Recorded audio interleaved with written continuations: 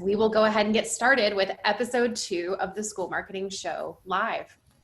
Yes, so we're so excited about this episode. It is our second one. We'll be talking about what makes a good social media ad today, which we are so excited to talk about. We had a lot of fun putting together the content for this one, but just to give you some quick origins of the show, if you missed our first episode, here at Finalsite, professional development and education are a huge piece of our culture. So this show is just a way that we want to reach out to schools and districts around the world, giving you best practices and strategies for marketing, communications, admissions, advancement, you name it. We'll be going through so many topics as we go through this show. Each episode, we will be going through a very specific format, which will be kind of fun to play along with and just listen. We'll be going through the who, what, when, where, why, and most importantly, how in your district or communications, marketing and communications strategies.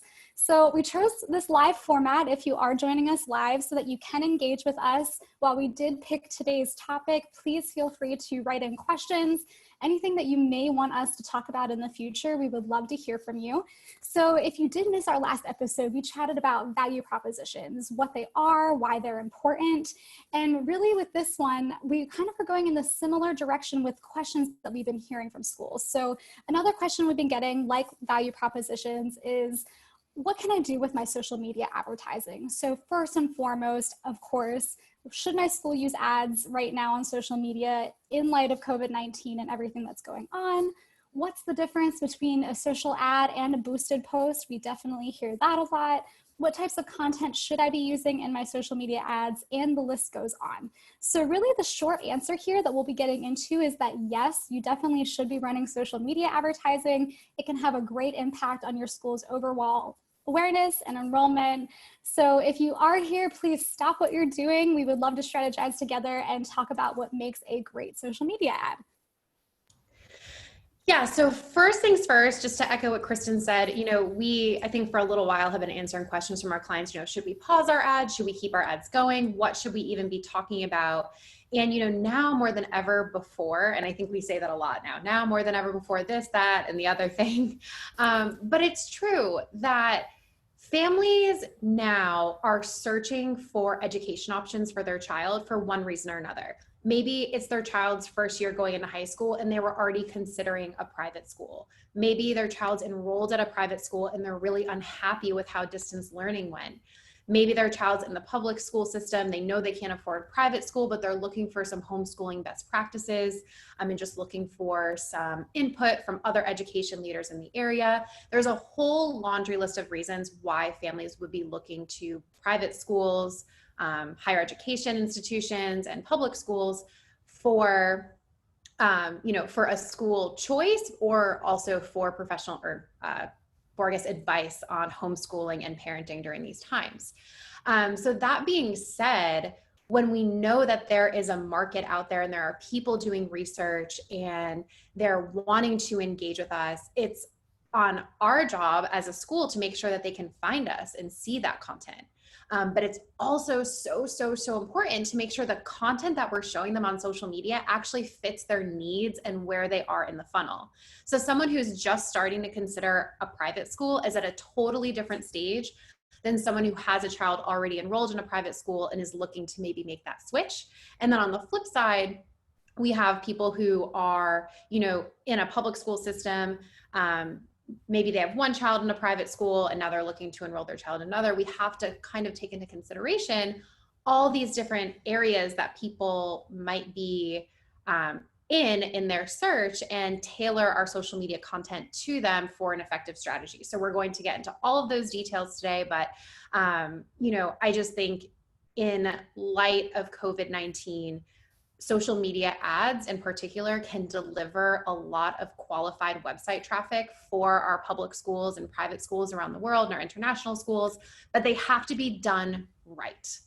So we're going to dive into that. We're going to talk about how to do it the right way. So Kristen, first things first, what is a social media ad? I think we all know what one is, but let's talk about it a little bit. Absolutely. Yeah. So I think by now, it is 2020. We definitely know what social media ads are. We see them every single day. But just to give you a little bit of background, because it has been a while since advertising was first introduced, we first saw social media ads around 2007 when Facebook unveiled the first Facebook ad. If you can believe it was that long ago. '07 was when it first started to be introduced. It was also launched in tandem with business pages. So originally Facebook was really more of a college kind of peer-to-peer network, and then it started to recognize the opportunity for businesses to reach out to these individuals. So business pages were created. Personally, for me, I remember back my first real memory of social media advertising. My family owned a roller skating rink most of my life, and I convinced my dad to create a Facebook business page when they started to become available for our roller skating rink, and we got to get into the beta for Beacon. And if you don't know what Beacon is, it was an actual physical device that you could put within your business. So if you had anyone join and visit your business and they got on Facebook, they could get push notifications directly to their phone through the app from you with offers, news, things like that. So it was really, really cool at the time. It was something now, if we think about it, we get targeted ads all the time, whether we are on location or not for the business. But that was personally my first, first memory of social media advertising in that sense. But since then, ads have really changed dramatically. We have always seen the same goal in mind. We want to serve up new content that someone might be interested with engaging with. Social media ads really help get your content in front of relevant audiences who may not follow you or even know who you are yet. So specifically for schools, as Mia was saying earlier, it's so important right now to make sure that your school is putting out advertising so those families who are searching right now, especially in light of COVID-19, can find you. So first, one of the questions we get is really, what's the difference between an ad and a boosted post? I'm sure, especially on Facebook, you've seen the option, this post is really performing well. Would you like to boost it for a certain amount of dollars? So really the big difference is just that. If you are looking to do advertising specifically on Facebook, it's through Ads Manager. You have to set up a campaign, set up a few different ads, you choose your goals. But really a boosted post is a great opportunity if you already have a post, like an organic post that is performing well, that you just want to put some extra dollars behind to get in front of specific audiences. It is becoming a little more complex. It does have targeting options, like location, things like that. So you can boost just a regular post, and it's a great opportunity for that. But if you are looking to do a more strategic route, you have a plan in mind with a goal, then regular Facebook advertising is more of the route that you should take there. So that gets a little bit into the nitty gritty, but really what makes a good social media ad, Mia? Oh, well, I always find it easier to answer what makes a bad something than what makes a good something first, because I think when someone's giving us advice on what to do, it can sound really overwhelming. It's like, oh my gosh, I have this long checklist of things I have to do, and I don't know if I have the bandwidth or even the skill set to be able to do that. But I think by talking about what makes a bad social media ad first, we all kind of do like this gut check of like, oh no, like, am I doing that? I'm totally doing that. Like, let me go back and at least fix that one thing, because it seems just like a little bit more actionable than maybe having this laundry list of best practices. So first, unfortunately, we've been seeing a lot of bad social media ads pop up in the school space right now. And the main culprit of that is just kind of this huge disconnect between what is on the ad and what we're seeing on the landing page. So we're seeing, ads that might say virtual summer camps, but they're redirecting to the regular summer camp page that has no information about virtual summer camps, simply because we just want to get someone's attention and get them to our website. That's not what we want to do. That's going to end up costing you a lot of money, and you're not going to get a lot of engagement on the back end, right? We don't just want to get people to our website. We want to get them to convert. We're also seeing things on the flip side where schools are still running their standard open house, visit us, schedule a tour ads, and taking them to those pages on the website, which again, maybe don't have any updates on them, because a lot of schools have created virtual admissions hubs and virtual admission pages, virtual open house pages, which are now separate. So this is kind of the take a step back. If you know that you maybe got some social media ads up and running and January, February, March, and you haven't taken a look at those because you've been so busy with COVID-19 communications, now is definitely a good time to look at that. And of course, if you have an agency managing your ads or a Finalsite manages your ads, I know all of our school's ads have already been taken care of for that reason. But if you're a little bit worried, if you work with a different agency or you manage them yourself, definitely just take a look at those ads on your social media channels and also your paid channels as well in Google. That's probably the biggest thing of what's making a bad social media ad right now is just kind of this complete disconnect, either in the ad copy itself, the landing page, or they're not talking to one another. But I mean, that's not just what makes a bad social media ad now. That's what makes a bad social media ad all the time, right? So at a social media workshop we hosted in person, which is so crazy to think about at this point, maybe last year, the year before, someone had raised their hand and was like, hey, like, can you tell me why my open house landing page isn't getting any conversions, like on our social media ad? And they were actually targeting it to a huge net of people who had never engaged with their school before.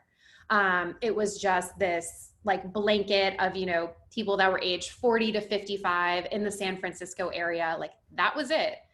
No indication of whether or not they had kids. And then they were directing them to the open house page that had no opportunity to convert. So there we have like this perfect example of almost everything that's going wrong with this ad as to why it's not performing. We're reaching an audience who doesn't know about us, asking them to make a really high commitment. We're asking them to register for like an all-day in-person event. And then we're not actually providing an opportunity for them to convert at that moment in time. So I think there for me is really that example of like, if you are sending people to a page without a form, if you are sending people to a content offer or a conversion opportunity that doesn't make sense to where they are in the funnel, those are really the biggest mistakes you can make on a social media ad. And then of course there's other things that come into play, like the image that you're using, the content in your ad, and of course the design of your web page itself. I think there's a lot of those other components, but I think the ones that are really in your control is saying, okay, who does this ad make sense for? And when they get to that page, what are they expecting to see? And how can I make sure that I can get their information immediately while they're engaged with our school and they're engaged with our brand? So, on the flip side, what makes a good social media ad? Well, of course, the ad copy is going to, one, be compelling. It's going to be short. That image is going to be emotionally compelling in some way, shape, or form, and it's going to make sense, right? I think we're kind of at this stage right now where we don't have students in classrooms. So we're like, well, do we use a picture of a student in a classroom? Like, what do we do? Totally okay to use some of those distance learning pictures you have. I think that this is a time where people aren't expecting high quality images and high quality videos. We're just expecting, I think, quality content, like the story itself. So leaning on those photos, sending them to a web page that you have specifically made for that social media ad. Not sending them to a page on your website that already exists, unless it was specifically made for a conversion purpose. But anytime we're investing in ads and we're spending money on people clicking on something, we want to make sure that we actually get something out of that click.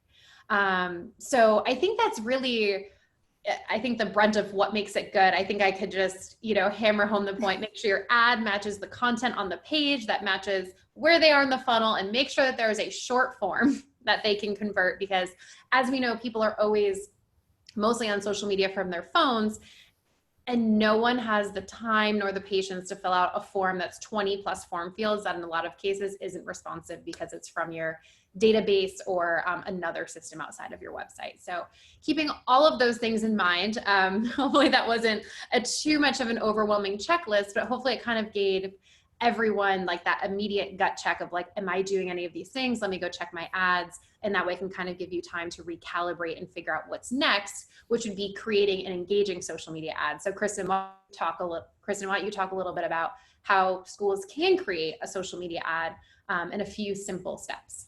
Right. Yeah. So like Mia said, I mean, there are so many things that it's so important for us to just think about what you could be doing wrong. And that's a good place to start. And even when you are creating your social ad, I would recommend the same thing. So first, just think about what compels you to click on a social media ad, whether it's likely not for a school, obviously, because you are working for a school yourself, but just think about the normal ads you see on Facebook. What compels you to click? Is there an image? Is there a video? What does the call to action say? Think about all these things as you are going into your own social media ad, and that'll help you really drive some of the things that can help you get engagement. But first and foremost, I would recommend thinking about your goal, because that's really what's going to go into all of this. So exactly what Mia was saying a little earlier, you don't want to have an ad that really just goes to a page that doesn't have a form, doesn't exactly have any end game to it. Definitely think about that goal. Are you trying to get a resource download? Are you trying to get an inquiry? Think about those questions and answer them before you go into some of the more fun things with your social media ad, like the imagery and so on. So think about that goal. That's number one. Second, just start to build it out. So do you have any photos? If you do, make sure that they are relevant to the ad copy, relevant to what you're trying to do. Make sure they're high resolution, but as Mia said, we are a little more forgiving right now, especially with us all being remote. So you can give a little leeway there, but just make sure that your photos are authentic. They definitely feel authentic if they are not specifically at your school. That's what really gets us to click, is that feeling of authenticity and human just aspect of it. Now, second is video. Video performs very well, especially in organic, but just along with that, social media ads are the same. But if you are using a video, the most important thing you can do is make sure that your captions are turned on. 85% of videos on social media are watched without sound. So that may even be part of your own little checklist as you're thinking through some of the ads that you click on. If there is a video, there probably were captions, because more likely than not, you did not have your volume turned on. Facebook automatically has everything muted. So just make sure those captions are turned on. That will not only help you with reaching those users who don't use sound, but it also reaches other users who may not be able to listen to it. So just think about accessibility. That'll really help you in the long run. Make sure your content is short and concise. Definitely, Facebook is more of a storytelling platform. So on organic posts, it's definitely fine to have paragraphs of text where necessary, but in an ad, you only have a few seconds to catch someone's attention. So make sure your content is short and concise and really matches the landing page that you're taking them to. Really choose an appropriate call to action. So different social media outlets have different call to action options. It's not usually something that you can choose yourself, choose from a list, but just make sure you're choosing the one that matches most what you're trying to do for your goal, whether that is to download, subscribe. There are so many different options, but just make sure it's engaging and makes sense. And then really just get creative. So many platforms have options that are more than just a static image or a video. Facebook especially, and along with Instagram, since Facebook does own Instagram, they have carousel options, so you can swipe through. LinkedIn offers that as well. There are instant experiences, which actually open up kind of their own little website experience on your phone, which are really fun to play around with and very simple to create. You just kind of follow through the own ad interface and you should be able to create that. But if you really aren't sure what to do, I would recommend just testing different ads. So really, this is where you can find what works for you. There isn't a specific secret formula that we can tell you that will say this ad will definitely get engagement. I've seen so many different ads out there that all have their different, kind of secret sauce to them. So I recommend split testing your ads. I will say, just in terms of statistics, your test splitting. So if you do have an ad in Facebook that you decide to just split test in terms of call to action or something like that, it does improve cost per acquisition by 72%. So put simply, your ad costs will get lower as your ads will learn about what your audience likes, and you'll eventually just lower costs while also reaching better audiences. So it's really a win-win. I would recommend testing that out, whether you do your ads yourself, work with an outside agency, or if you work with Finalsite, we'll definitely do that for you. So really just take cues of what works for you, test it out, and then we also will be linking to a blog post that we recently did on what really makes a great social media ad. So I'd recommend checking that out after you're done listening or watching. But I know this was so much, Mia. So really, what do you have for anyone who feels like this may be a lot? Yeah, I think that's what we hear a lot when it comes to social media ads. And I think that's why we see like those blanket social media ads of, just register for our school's open house. Anyone who lives here, like, you're all welcome. And like, that's great. And, actually, just to take a step back out of social media ads, I think that in general, we're going to see a lot more private schools see open house attendance simply because it's virtual. There's much less of a barrier of getting someone to campus. We're all home.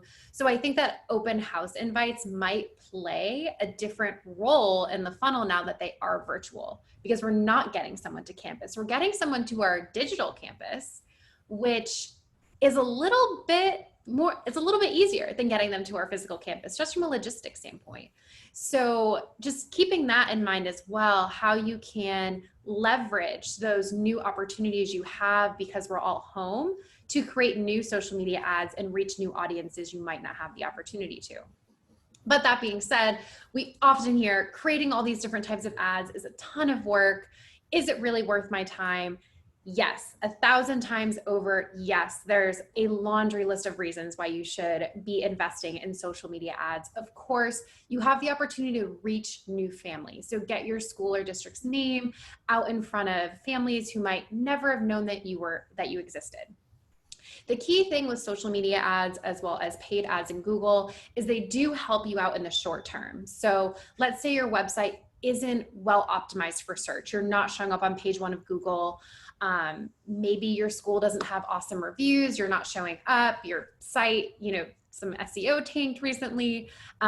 These ads can help drive traffic to your website. And what I love about paid ads is you can completely control that user experience. So you're choosing what page you want them to go to on your website, and you can choose whether or not that page itself even has navigation or buttons to leave. So there's a lot more of this tailored, controlled user experience that we can have, in the short run. So social media ads, they can help increase those inquiries, increase engagement with a virtual summer camp option, and even increase donations in a really short period of time to a very large or very niche audience. So that's really great. Of course, you can also retarget families to stay top of mind. And Kristen, I know you're going to talk about this in a little bit with the Facebook pixel, how targeting plays a role in how successful our ads are. But it is a really great way to stay top of mind. I think we're all used to seeing those ads on our Facebook page that are following us along. It's like, hey, you clearly looked at these 5 things on Amazon, and now they're going to stalk you on every single social media platform until you finally buy one. But it's that staying top of mind that I think it takes 7 impressions to actually have someone like remember your brand and take action. So that can really help for those families who might have just visited your website quickly, got some tuition information and left and started searching other schools. So it's a good opportunity to get that leg up on your competition. So maybe those other schools who aren't investing in paid ads, or maybe they're just not doing a retargeting ad, you're going to be the brand that's staying top of mind by doing this. So essentially reach new families, stay top of mind with current families, and reach some short-term goals a lot more quickly. So off to a really basic question, but Kristen, where should schools be running social media ads? So they have very finite budgets. Where are they going to get the most bang for their buck, for a social media ad strategy, especially now?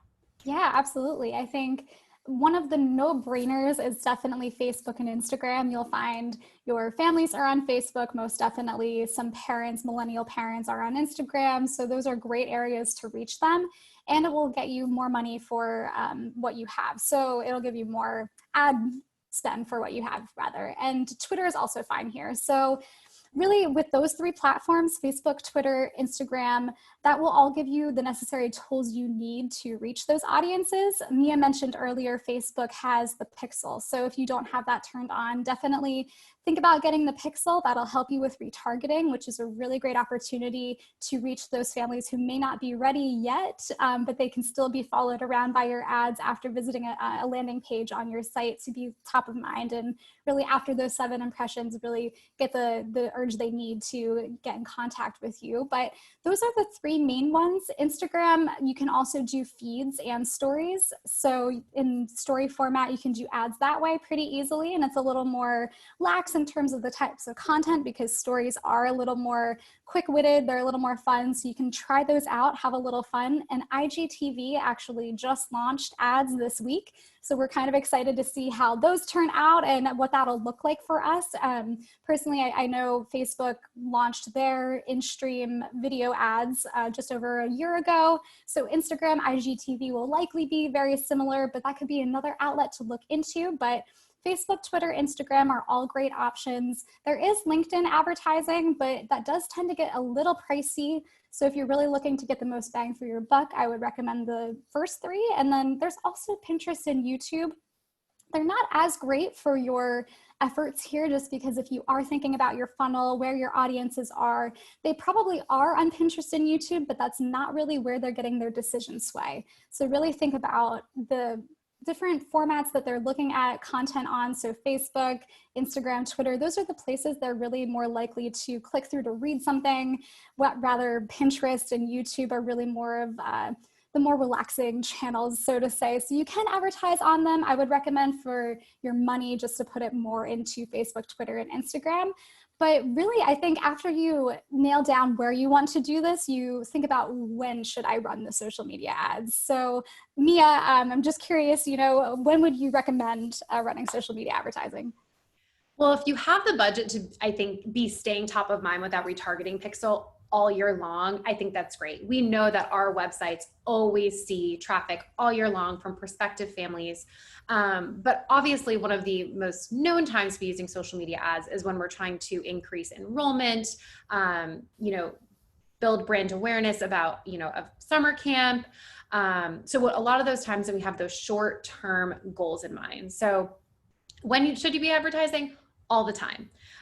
So I think, one, maybe when you're looking at your ad budget, set an annual budget for that Facebook pixel retargeting advertising. This one is really important, again, because we're staying top of mind for families who have already engaged with us and know our brand. These are going to be much easier to convert for an inquiry, an open house, virtual day, so whatever that may be. So that one is a really good investment. And I imagine that, over time, those ads are going to cost you a lot less money because the engagement on them is going to be a lot better, right? When we're investing ad budget into reaching new families, often those costs per click are more expensive until they start performing really well. So again, when we're thinking about advertising, if we want to increase attendance, inquiries, donations, those are really short-term niche goals, but we should obviously be using social media ads to help the end result and the goals there. So last on the list here, obviously all of this it's really great to think about our social media advertising strategy, but at the end of the day, a good social media strategy all comes down to the who. Like, who are we targeting and why are we actually targeting them? And Kristen, you have so much experience here as our inbound marketing manager.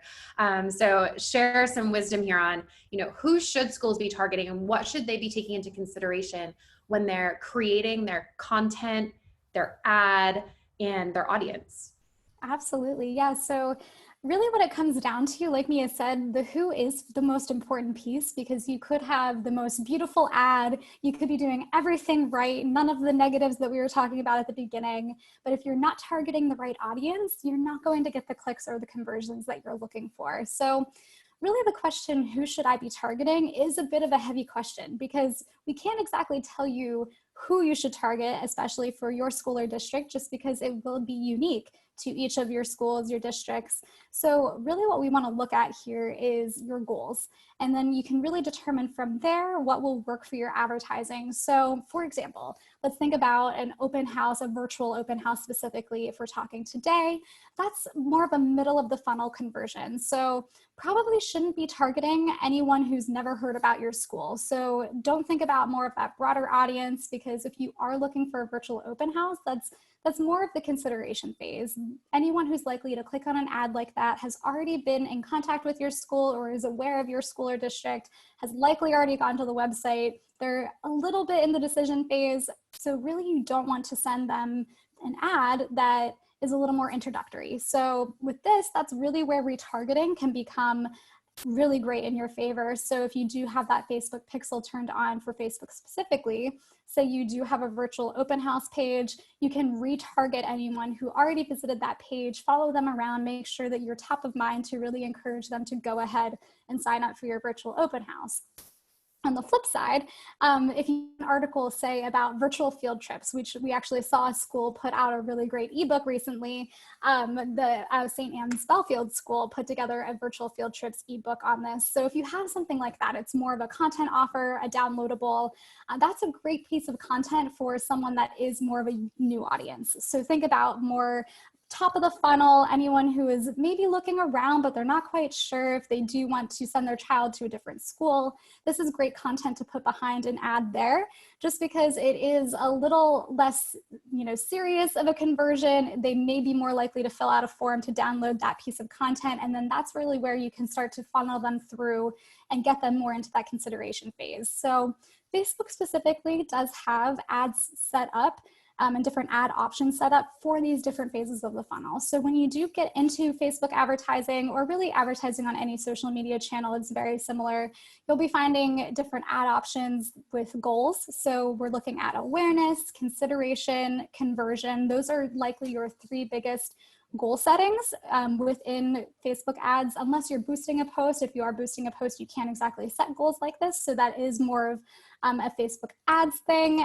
So think about this. If you are trying to retarget, make sure that that's more for conversion. If you're thinking more, I want to put out an ebook about virtual field trips, that's more in the awareness or consideration phase. So you can optimize just for clicks, just making sure that you're getting awareness, whereas more of the virtual open houses or anything that would require someone to kind of raise their hand and say, yes, we'd like to know more, that's more of the conversion. So you're looking to optimize more for form fills there.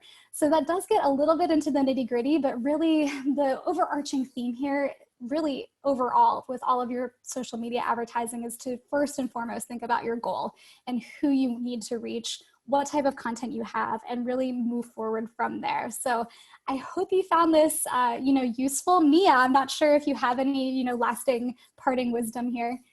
No lasting parting wisdom, but when you were talking there about the virtual field trip ebook that St. Anne's Belfield put together, which is a really great way to pivot during this time. I know that their old content offer was about like how to get the most out of an open house, so they quickly turned that around and did the virtual field trip ebook, which was great. But obviously a lot of schools are going to be asking, well, what if I don't have any top of the funnel content?